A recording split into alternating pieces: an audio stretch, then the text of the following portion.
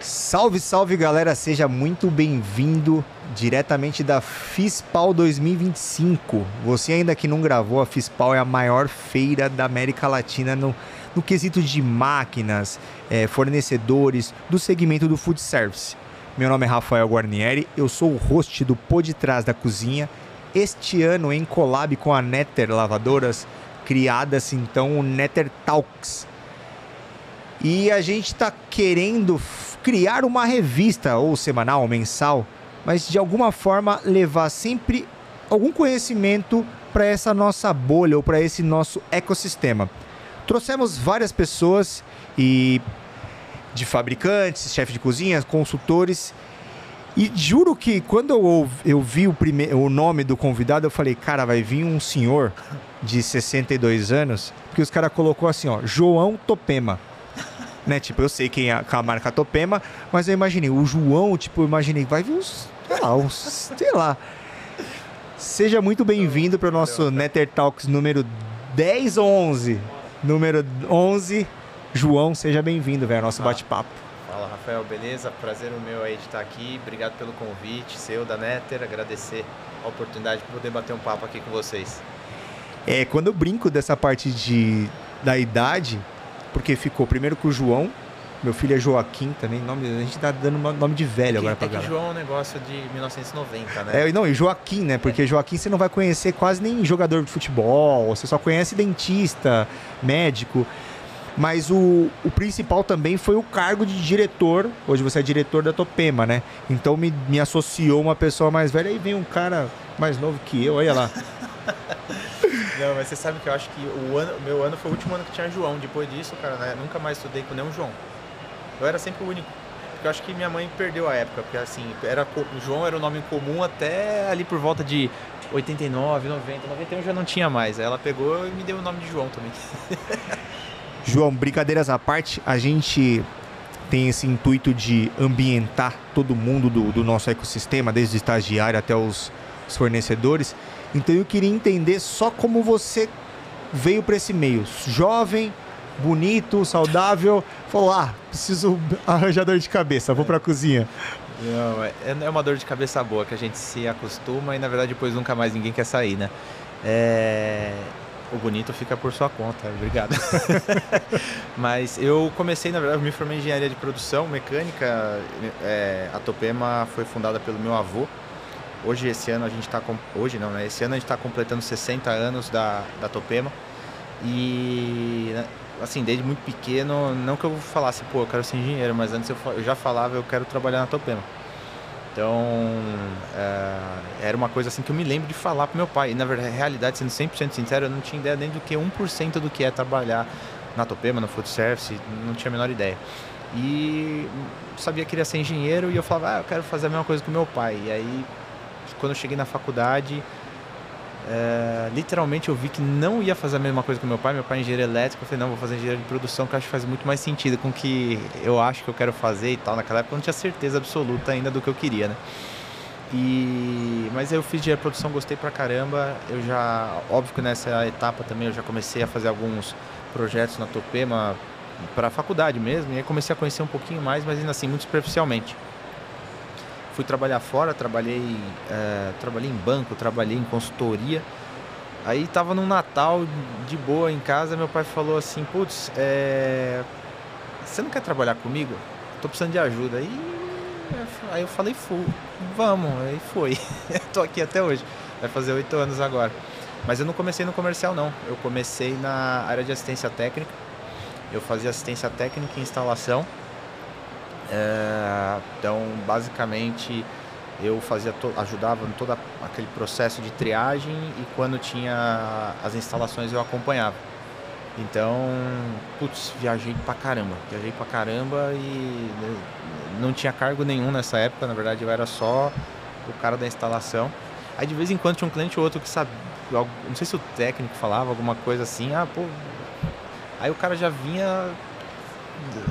quando ele sabia que eu era da família, acabou, descascava. Né? Ou elogiava bastante, ou descascava muito. Não, agora que eu sei que você é dono, você tem que acabar essa instalação amanhã e tal. Ele te pressionava. Me pressionava, mas assim, mas numa boa, né? Eu sempre soube lidar bem com...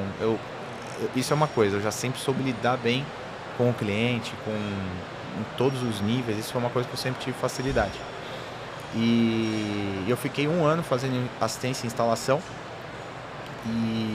e aí uma consultora, na verdade uma consultora da Topema, prestava serviço de RH, falou, pô, eu acho que o João deveria trabalhar no comercial. E aí quando meu pai veio falar comigo, eu falei, não vou vender, não quero vender, não gosto de vender, não é comigo esse negócio.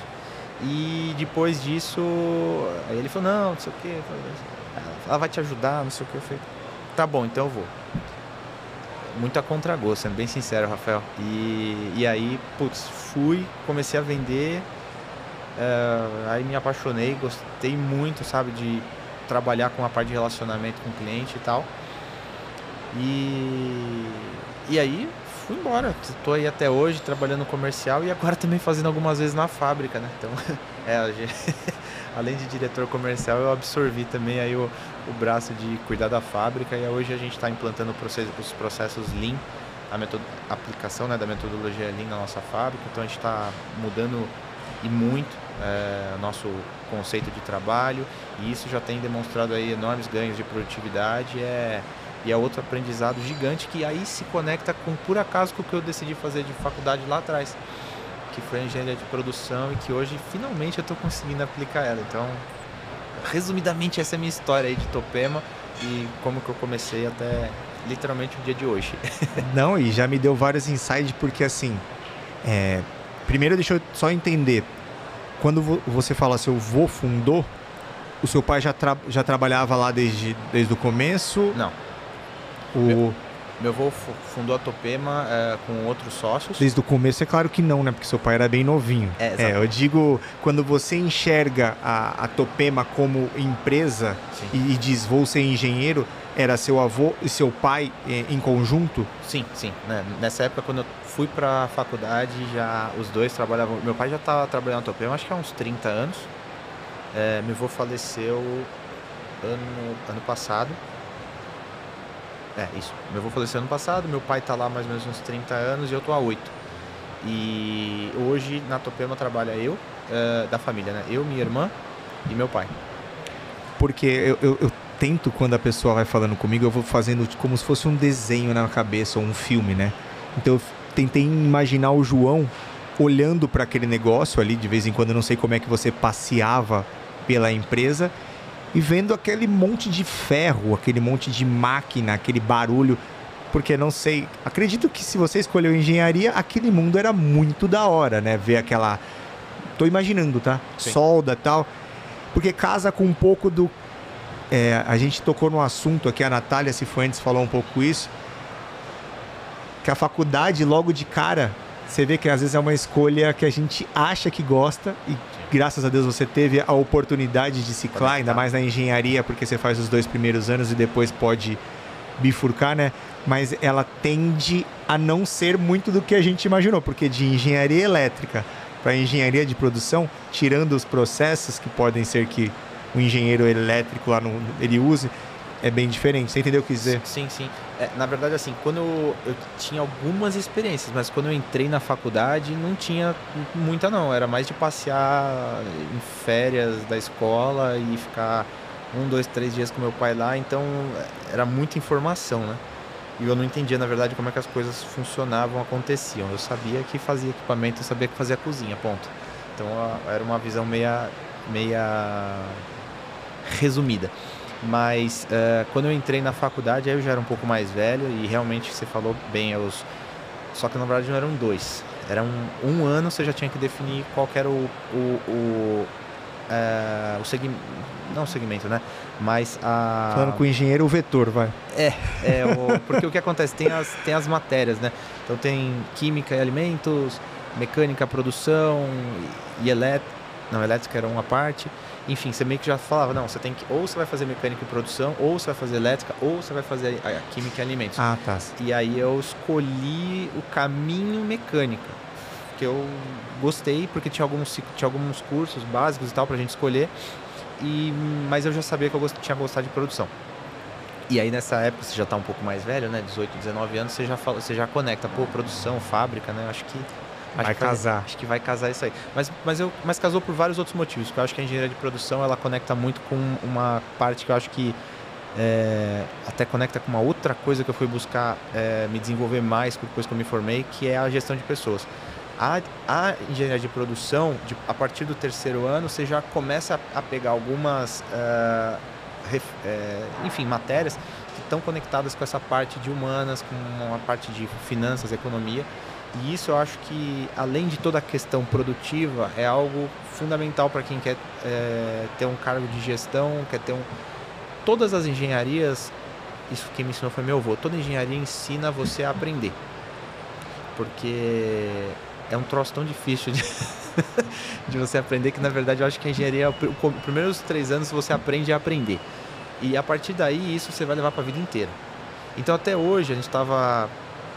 Qualquer assunto que a gente vai bater um papo aqui, seja café, seja comida, seja qualquer equipamento, a engenharia me ensinou a entender como aquilo funciona. Eu acho que esse foi o grande valor. E aí, a partir daí, você tem que buscar, né, especialização ou aprender aquilo que vai ser útil na sua vida. E eu falei, putz, eu quero aprender a ser gestor, eu quero aprender a gerir uma empresa. E aí eu fui atrás da especialização em gestão de negócios, fui me aprofundar na parte de gestão de pessoas, porque eu acho que esse na verdade, o que movimenta a capacidade de uma empresa moderna de você conseguir atingir resultado. Porque um monte de coisa que funcionava em 1980, 1990, esquece, não funciona mais.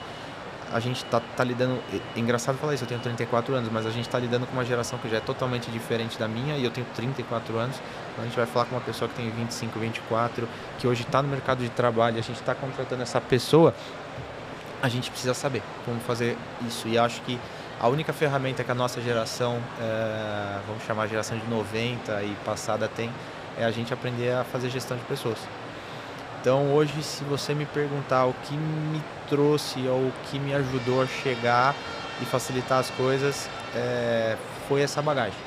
Desde a parte de recrutamento até a parte de como a gente vai trabalhar para essa pessoa ter condição de se motivar no nosso meio, como que a gente vai fazer para essa pessoa querer aprender o nosso meio. Porque o que acontece?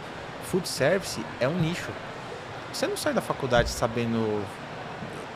Não existe uma matéria, quer dizer, até tem, né, a escola de gastronomia e tal, o cara aprende a cozinhar, mas, falar de equipamento, tipo, fluxo de cozinha, cara, você tem que hoje realmente querer aprender isso, você tem que ir atrás disso, porque não tem muita escola que vai ensinar isso pra você, não. Então, nosso mercado é um nicho. E você tem que pegar aquela pessoa que resolveu trabalhar com você e, de alguma maneira, tornar isso uma coisa mais lúdica possível, assim, o cara fala, eu quero aprender food service. Porque depois que ele aprende, aí vem a parte fácil. Food service é uma coisa apaixonante, todo mundo gosta, que se resolve, né, dar uma chance para aprender. E assim, eu tenho pelo menos aí facilmente nos últimos 2 anos, uns 5 exemplos de pessoas que vieram trabalhar, que veio do mercado financeiro, veio do mercado de fármacos, né? E que a pessoa veio, não sabia nada de cozinha, e depois que ela aprende, cara, você vê que ela quer seguir nesse caminho, né? Então é um mercado apaixonante, mas o nosso papel como gestor, eu acho que é como a gente consegue trazer essas pessoas novas, fazer elas quererem aprender isso e aprender, né? Aprender mais sobre o nosso segmento. A gente deu risada aqui que tocou a campainha, né? E aí você viu que ele já associou com a Fórmula 1 de novo, né? Fez é piada interna isso, e vocês não vão saber o que a gente tá falando. E esse do tapa da mesa sai no seu mic.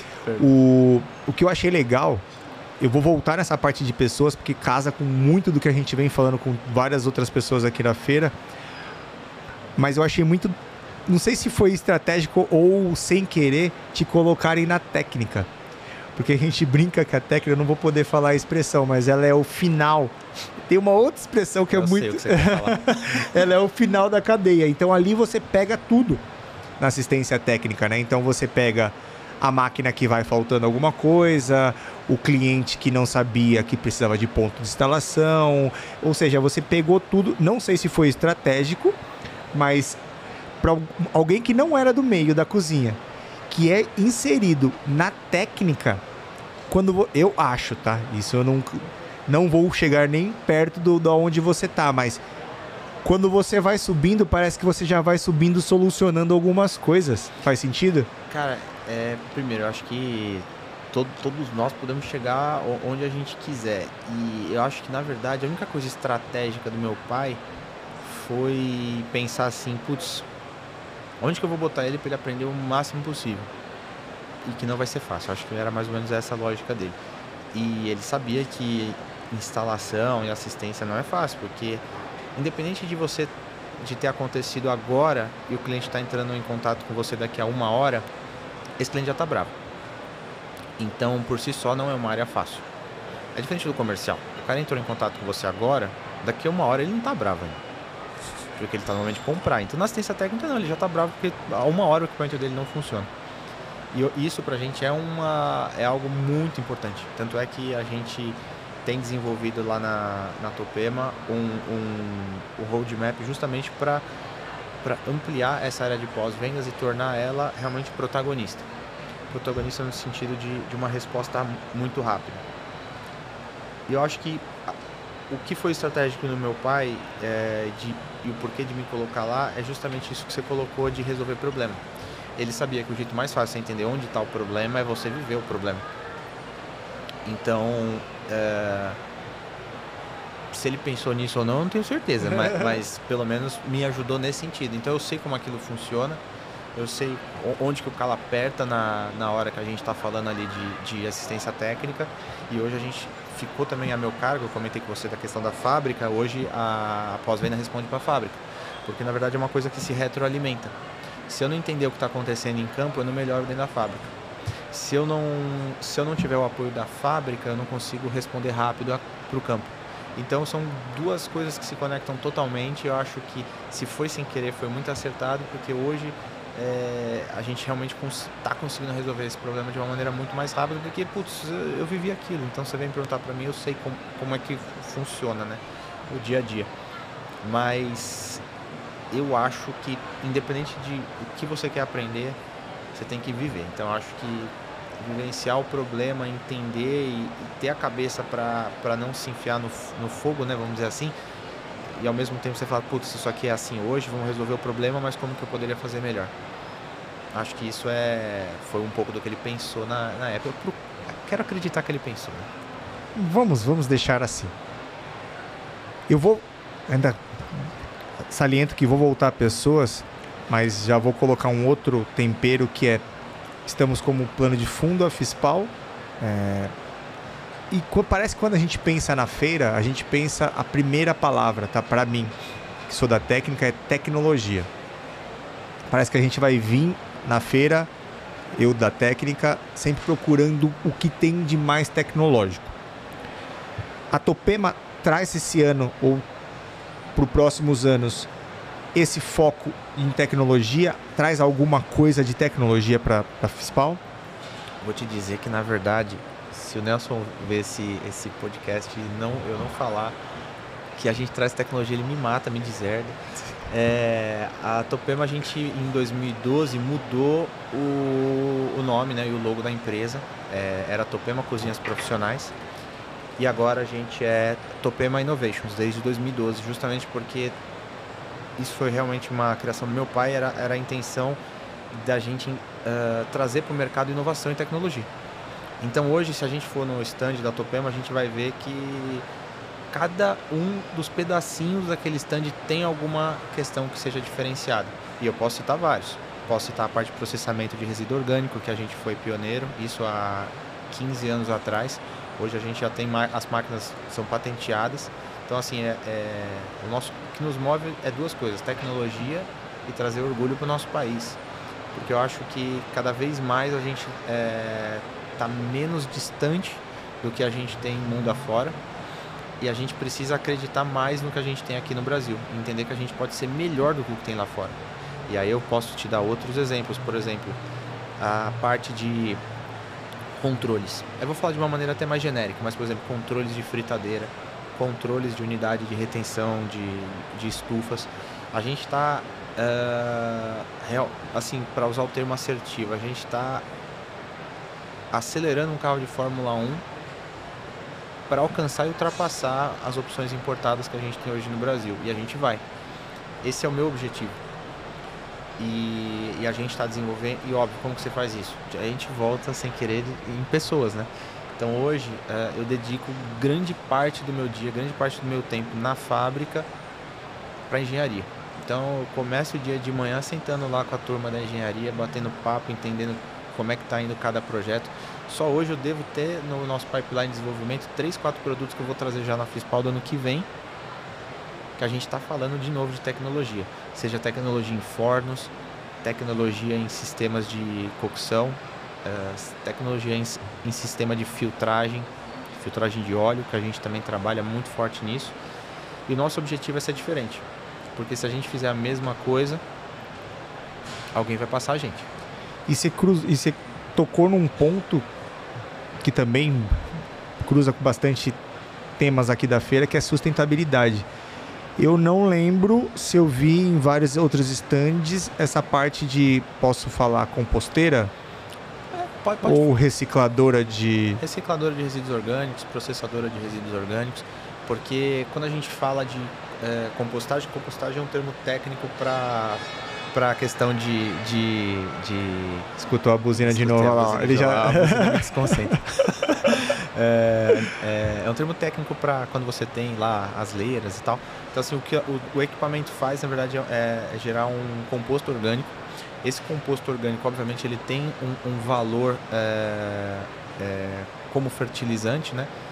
Ou seja, tem matéria orgânica ali que ajuda no solo.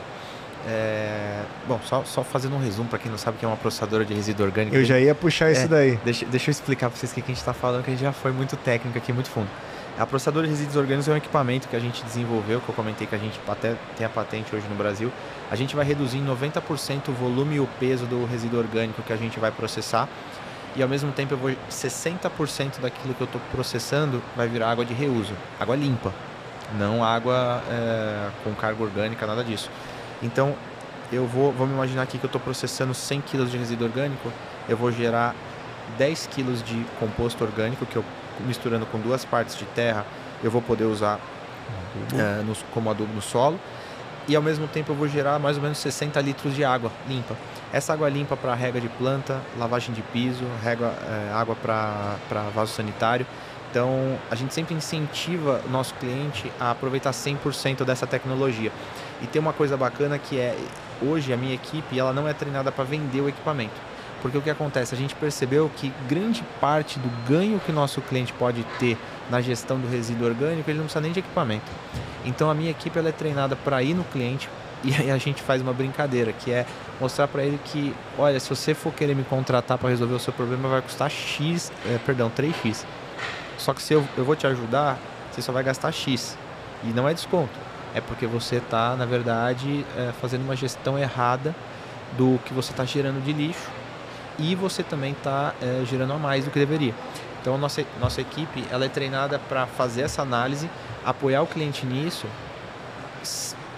E, no final, óbvio, tem a nossa tecnologia, tem a processadora.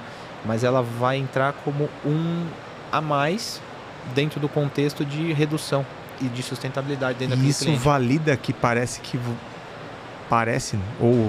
ou firma na cabeça do cliente que o foco nem é vender a máquina. E aí vocês, como marca, vocês mostram que vocês estão preocupados real com a sustentabilidade, né? Então, posso estar errado, ver se eu entendi. Você tem uma máquina que todo aquele alimento que é casca, resto de comida, eles raspam num local. Essa máquina ela faz um trabalho que separa e tritura esse alimento e forma como se fosse um pozinho. Isso. Separa uma água que não vai dar para utilizar e uma água que vai dar para utilizar. Não. 100% da água que sai é utilizável. Eu não gero água com resíduo orgânico. Eu só gero água limpa e esse pozinho.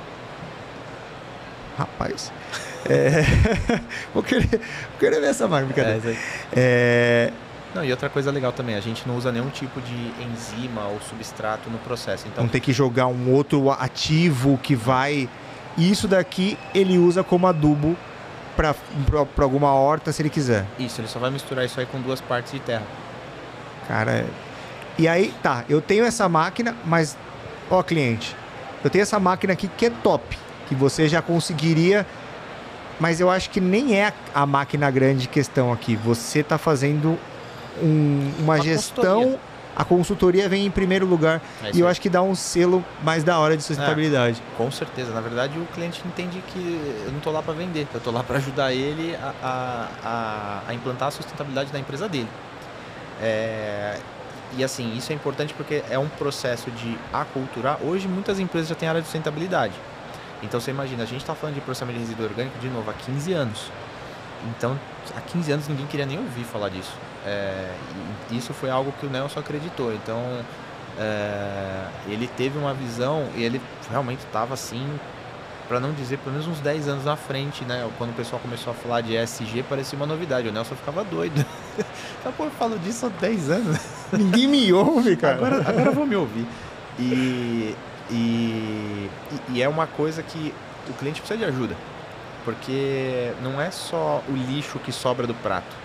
Quando a gente fala de food service, a gente tem uma geração de orgânico muito intensa no pré-preparo. Na hora que eu vou lavar o FLV, na hora que eu vou fazer os processos de açougue, aquilo gera várias... FLV só traduzindo, frutas, legumes e verduras. Gera muito substrato, né? Da limpeza dos vegetais, da limpeza da carne, e tudo isso também é resíduo orgânico. Tem também a sobra do prato, mas também tem um outro lado aí que é, por exemplo, quando a gente olha restaurantes industriais, muitos deles têm que manter as pistas sempre cheias de comida, né? Só que, putz, o cara, quando falta 5 minutos ali para fechar a porta, tá cheio de comida ainda. Então, a gente pega algumas situações que se joga muita comida fora de uma maneira absurda, sabe? Porque tanta gente passando fome e uma coisa tão doida como, eu faço tudo isso de comida porque tá no meu contrato. Tá, mas no seu contrato não diz qual que deveria ser a profundidade da higiene com comida, né? Então, se você conseguir, a partir de determinado horário, manter uma higiene com uma profundidade menor, no final, se sobrar, você vai jogar menos, né? Talvez metade.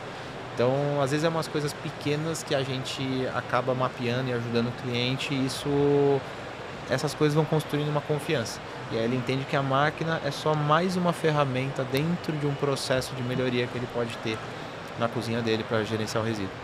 Esses insights que eu acho que falta... fica parecendo que eu também tenho alguma sensibilidade do que está acontecendo. Mas você tocou em um bate-papo aqui com uma pessoa que não conhece nada, você falou algo que parece tão óbvio, cara. Tipo assim, eu nunca tinha pensado. Sabe? Sim. Tipo, pra mim é exatamente isso. Duas coisas que eu vejo agora, conversando com você, me parece, muitas das vezes que eu estou na cozinha, que o volume a ser feito é padrão. Exemplo, sei lá, tem um panelão lá, um caldeirão, né? Isso eu acho que quase todo mundo já viu. Não consigo imaginar aquele cara que opera se ele tem várias demandas diferentes. É sempre o máximo que aquele equipamento pode produzir, indiferente se vai ser usado ou não. Estou supondo, tá? Conversando com você. E o da higiene, quando eu passo, pelo menos num buffet, quando eu vou comer, eu nunca tinha prestado atenção se eles mudam a altura da higiene. E parece tão simples. Então, tem isso, e aí a gente volta para outra história, que a gente voltou de novo na gestão de pessoas, no treinamento. Porque isso é um processo que não é fácil de implantar, não vamos diminuir algo que não é trivial, né? Mas você consegue, com treinamento, com um pouco ali de cronograma, se organizando, montar a sua equipe de uma maneira que ela faça uma produção e depois, em determinado horário, ela tenha produções menores. Hoje em dia, principalmente quando a gente fala, por exemplo, agora vamos falar de outra coisa, nada a ver com resíduo, com processos de regeneração, quando a gente fala de forno combinado, por exemplo. Então, você pode regenerar bags menores de algum determinado alimento, para você já ter quente ali na sua estufa e repor uma quantidade menor quando está chegando mais perto do final do horário. De uma maneira que fique bonito o buffet, mas ao mesmo tempo que você esteja colocando menos comida ali. E isso hoje não é difícil, porque você tem solução de seladura a vácuo, o forno combinado, você tem um forno grande, mas se você quiser colocar uma quantidade menor. Então, assim, eu acho que são várias mini sacadas, talvez, que você coloca no dia a dia, que aí, de novo, é treinamento, você ter a equipe ali organizada, realmente ter um trabalho pensado antes, porque não dá também você ficar pensando nisso na hora, você tem que ter se planejado antes, né? E a ideia, acho que do nosso bate-papo, a ideia do Pô de Trás da Cozinha é exatamente a gente começar a gerar esses murmurinhos, sabe? Eu conversei com o pessoal da Inox, quando a gente fala com quentil, tipo, parece ainda uma coisa muito pra frente. Você conversa com algumas pessoas, assim, do meio, fazer esse processo não faz sentido ainda para eles. Essa parte de regenerar alimento, não, a comida tem que ser feita uma vez só, vai pro pastrudo, Porque é um preconceito também, né, com a qualidade do alimento e tal, e aos poucos você tem que ir quebrando isso. E é a mesma coisa, seja na parte de produção, seja na produção do alimento, né, que a gente estava falando aqui agora, seja também na parte da gestão desse resíduo, porque o cara acha que o certo é ele ter uma câmara fria, deixar a câmara fria ligada o dia inteiro. Imagina, você gasta energia, você gasta produto químico para limpar a câmara fria, porque uma câmara fria é para você guardar lixo. Putz, cara, então você gastou com a câmara fria, você gastou com energia todo dia, você gastou com a manutenção da câmara fria, você gastou para limpar a câmara fria. Só que hoje em dia você tem um equipamento que é a nossa linha Terraform, que você pode processar o resíduo e você não tem que limpar a Terraform, você não tem que limpar, você não tem que deixar a processador de resíduos orgânicos ligado 24/7, enfim. É realmente ir mudando aos poucos, né, essas concepções e entendendo que o mundo está evoluindo, seja na produção, seja no final do processo. Você, mais do que todos e do que eu, voltou em pessoas, e agora eu vou ter que tentar brincar um pouco com isso. Temos tecnologia, fornos, temos a recicladora, lavadoras, ultracongeladores. E não estou falando de tecnologia nova. Vocês estão há 15 anos falando dessa parte. Você falou a palavra Lean. Lean na minha cabeça vem o sistema TPS, vem cultura. Cruzando tudo isso, você acha que a tecnologia para as pessoas da nossa cultura ainda tem uma trava, tendo como plano de fundo a feira? Por que você acha que a gente ainda não avança? Temos desperdício pra caramba. Por quê? Porque falta comunicação, a gente falta tudo como centro pessoas, tá? Eu entendi que a Topema faz esse treinamento interno, mas eu tô pensando como sociedade, tá? A Natália Cifuentes estava falando até do esforço e do trabalho que o marido dela tá fazendo lá no Belém, levando informação, treinando a galera que vai ser usada um pouco ainda para COP30, depois vai ficar. O que você acha que falta ainda pra gente? Ou qual que é o trabalho, qual que é o caminho pra gente começar a cruzar? Eu usei a cultura do Lean, que daqui a pouco eu posso entrar um pouco mais, mas você acha que é cultura? Você acha que falta, sei lá, podcast? Você acha que falta revista? Você acha que falta... O que falta pra gente começar a alinhar as nossas pessoas pra gente elevar... Subir a barra. Exato. Eu acho que... Bom, vamos lá. Quando a gente fala de país, eu acho que, infelizmente, durante muito tempo, o país negligenciou um pouco a educação, né? E não vou nem entrar no mérito se estamos ainda negligenciando ou não, mas eu acho que é algo que a gente tem que ampliar. Então, quanto mais gente com conhecimento, melhor. As pessoas falam da dificuldade hoje de contratação de pessoas capacitadas. Não é que falta pessoas, é que falta a segunda palavra, que é as capacitadas. Então, o que eu quero dizer é, a gente tem que entender como sociedade, como empresa, como que a gente pode ajudar a fechar esse gap. E aí, qual que é o ponto? Não é a responsabilidade só do outro, é a minha também. E isso conecta, por exemplo, com um problema que dá para citar como exemplo na fábrica que eu tenho, que é a questão de mão de obra para dobra de chapa. Cada vez mais a gente vê menos pessoas interessadas em se formar nessa área. E você começa a criar uma demanda por esse profissional, né? Putz, tem tecnologia, tem dobradeira automática? Tem. Mas nem tudo dá para fazer ali, eu ainda preciso desse profissional. E aí o que eu estava falando com o meu time até há pouco tempo agora, a gente está estruturando para a gente começar a formar. Porque não adianta eu ficar esperando alguém formar para mim, e aí eu vou entrar numa concorrência, quem paga mais e tal. Eu acho que não é por aí também, óbvio, é um bom profissional, tem que remunerar, mas como que eu facilito isso e como que eu dou mais oportunidade para gente que talvez não esteja tendo oportunidade.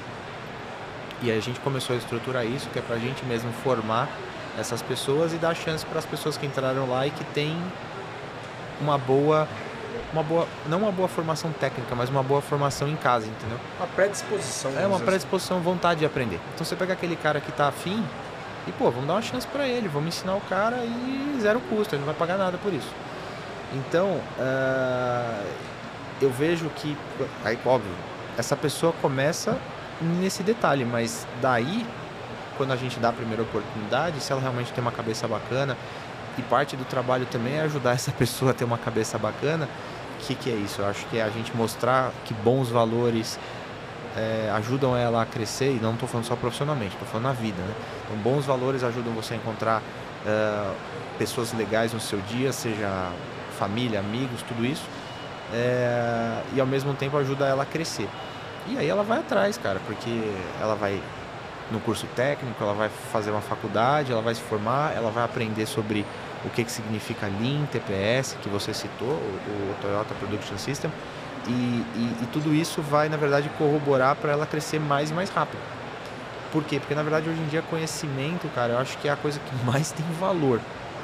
Então, nada tem valor maior do que você ter conhecimento, você ter informação e você conseguir usar isso no seu dia a dia. Então, quando a gente pega, e eu tenho alguns exemplos lá na fábrica, você pega aquele cara que a única coisa que ele tinha era boa vontade. O cara tinha boa vontade, você deu uma chance pro cara, o cara voa. Então, gente, que foi atrás, que fez faculdade, e, cara, foi crescendo, hoje em dia está na parte de gestão, e você percebe que fala, lá atrás, só que se o cara não tivesse tido chance, oportunidade e um empurrãozinho, talvez a história do cara teria sido outra, entendeu? Então, isso é uma coisa que eu gosto de falar, e é uma coisa, não de falar, mas no sentido de conversar sobre. É uma coisa que eu gosto de conversar sobre, porque eu acho que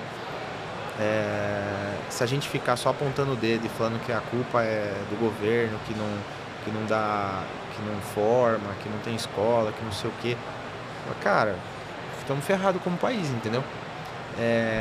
Eu acho que é aquilo, é olhar para dentro e falar que o que eu posso fazer por isso e ajudar, e dar a chance. Hoje, por exemplo, tem muita gente, até na gestão, que uma das coisas que eu mais incentivo é, cara, você está nesse cargo, qual que é a maior dificuldade desse cargo? Como que a gente poderia fazer melhor?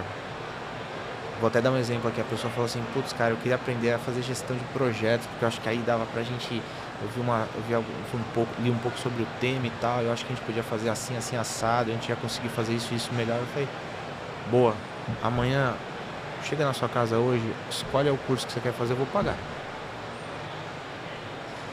Só que aí você tem que implantar tudo isso aqui que você falou, porque eu achei lindo. E foi da hora, porque a pessoa realmente foi no dia seguinte, ela chegou, eu quero fazer esse curso aqui, ó, online e tal, dá pra eu fazer? Eu falei, beleza, tá, fechou, pode fazer. Foi bacana, ela fez, levou ali os seus meses, mas depois ela realmente entregou. Então eu acho que é uma questão de confiança, entendeu? Porque a pessoa se compromete com aquilo. Porque se você pegar e só falar assim, aqui, ó, tem esse curso aqui e tal, não sei o que, quem quiser fazer faz. Isso tem uma mensagem que você passa. Você chegou pra pessoa e falou, você tá com essa ideia, e dá pra isso aqui ficar legal? Beleza, então você vai fazer? Vou. Então tá bom, então eu pago. Então faz. Porque aí o cara fala, o cara tá pagando, agora eu tenho que fazer esse troço, né? Pra que eu fui inventar? Eu inventei esse negócio, agora eu tenho que fazer essa parada funcionar. Mas, cara, todas as vezes que a gente teve isso, funcionou, e hoje, disparadamente, eu vou te dizer que são as pessoas hoje que são meus braços direito e esquerdo, perna direita e esquerda, são as pessoas que eu confio e que eu sei que eu posso desligar meu telefone e deixar quietinho aqui que alguém vai resolver, entendeu? Legal saber da cultura. A cultura parece que é a cultura da empresa, né? Você tá falando de forma tão natural que dá pra ver que não é um ensaiado, não é um discurso ensaiado, porque a gente sabe que o ensaiado também existe aqui fora. Vi que você é de formação e parece que de gosto a produção. Então deixa eu sugar aqui já, como eu te falei, eles que lutem para aprender, mas eu aprendendo já valeu um pouco.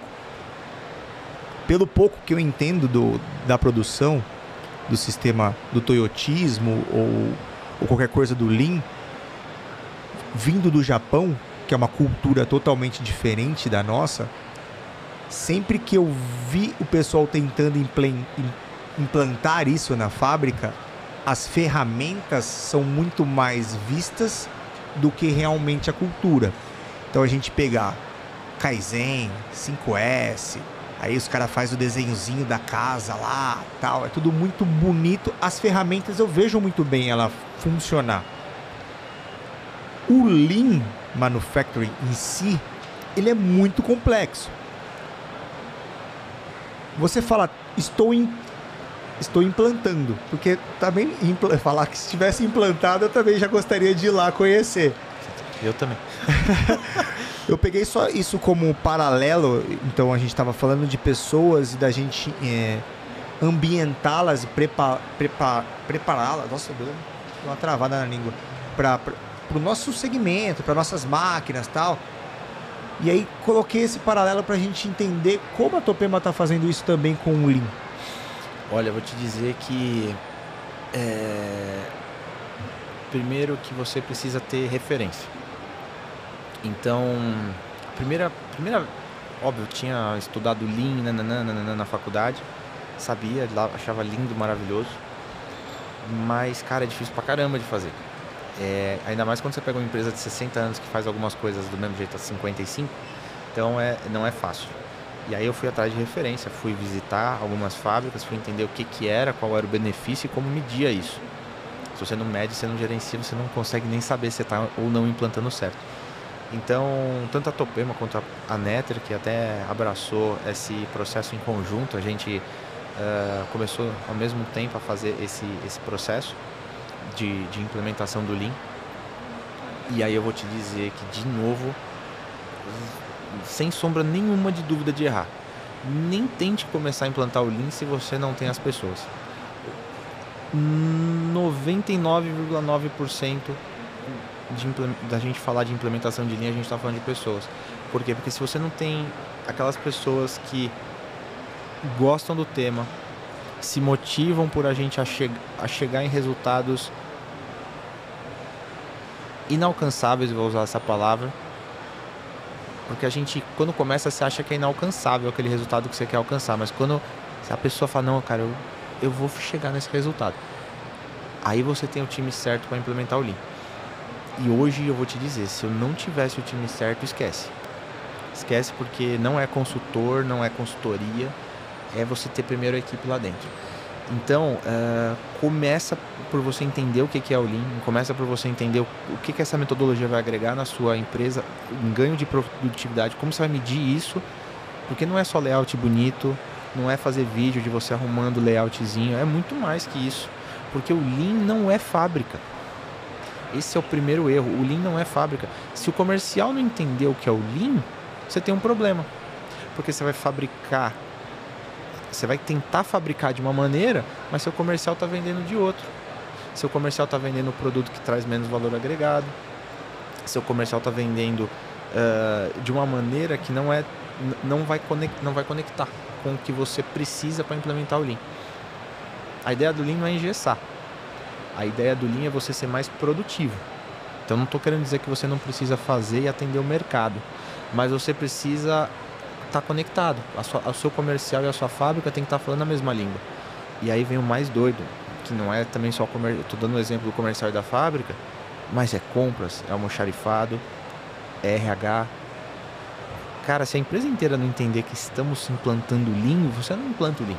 Porque assim, o dia seguinte, você fez todas as ferramentas que você falou.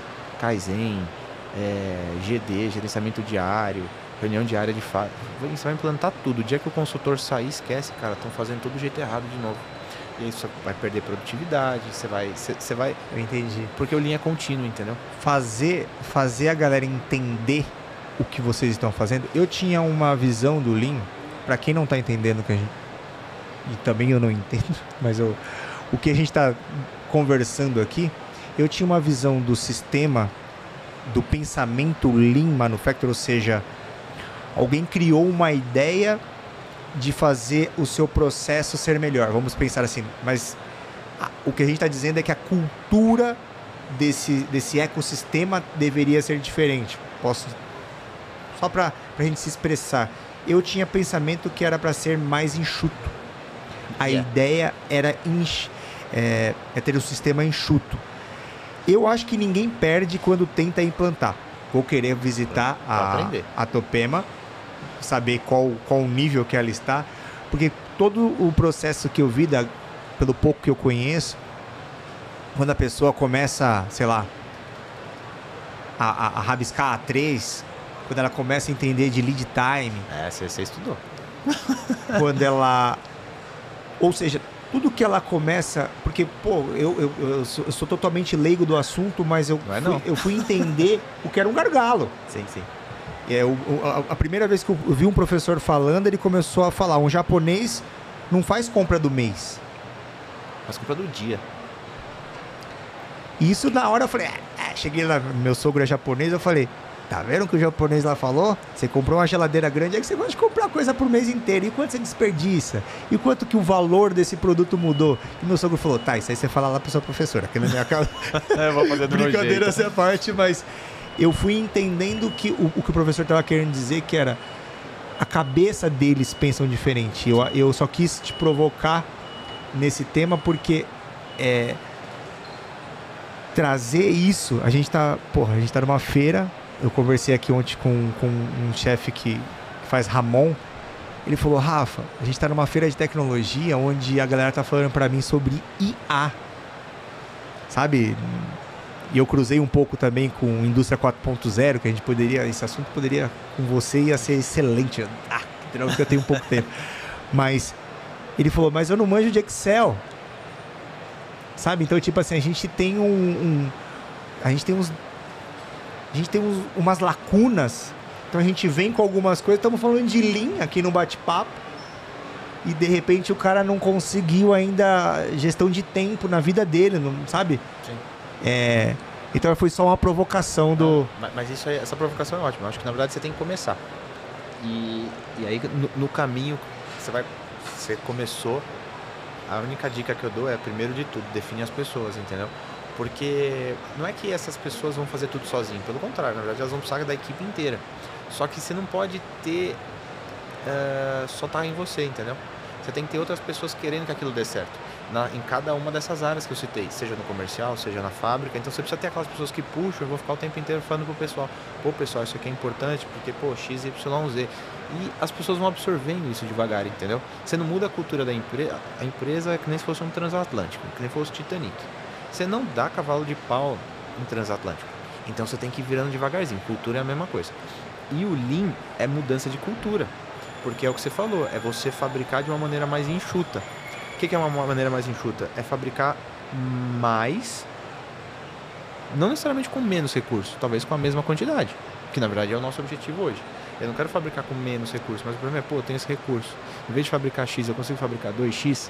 E lembrando, quando eu falo de recurso, a primeira coisa que a gente fala é, a gente está falando de máquina, a gente está falando de pessoas, a gente está falando de tudo. A gente está falando de matéria-prima.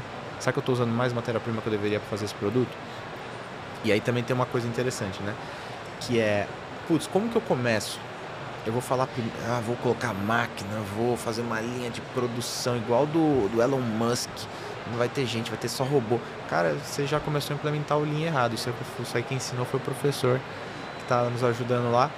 E é verdade, porque na verdade, porque o ponto é, você já ganha pra caramba só de mexer em metodologia e como as pessoas trabalham, né? A metodologia, a forma como você faz. Então, só de você olhar o básico, você já ganha produtividade. Como é que eu tô usando aqui para parafusar esse negócio? E se o cara tivesse uma parafusadeira? Ele faria o quádruplo. Pronto, ganhei produtividade. Lembrando, isso aqui é um exemplo. Então, tem várias ferramentas que a gente tá tentando traduzir aqui um contexto muito maior, né? Mas eu acho que, enfim, a mensagem que fica é identificar as pessoas que vão ajudar você a permear isso, né? Permear, fazer aumentar.